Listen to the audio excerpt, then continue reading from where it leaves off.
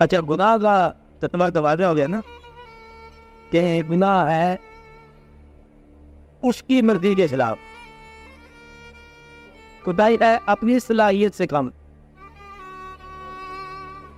یہ اپنے خلاف گناہ ہے۔ عام طور پر گناہ میں بڑی لوگ پریشان ہوتے ہیں۔ یہ میں بات ہے کہ حوالے سے کر رہا ہوں، چھوٹا سا بات ہے کہ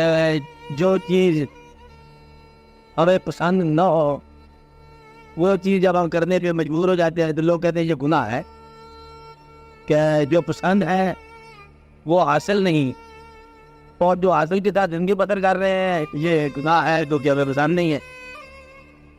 تو اصل میں گناہ یہ نہیں ہے آپ کی پسند اور ناپسند،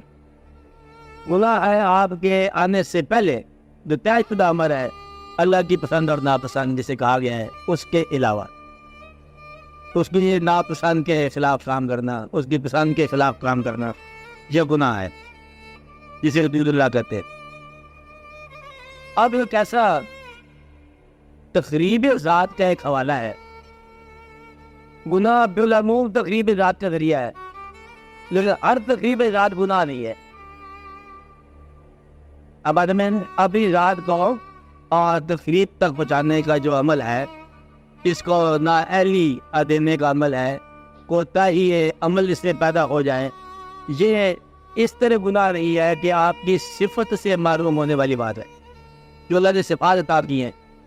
اس لیے اس میں یہ گناہ نہیں ہے۔ یہ گناہ بنتا ہے کلاس کا، آپ آدھی میرے نا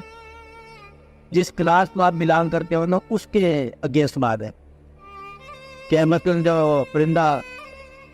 اڑتا نہیں ہے شاہین، یہ گناہ ہے پرندوں کی دنیا کا،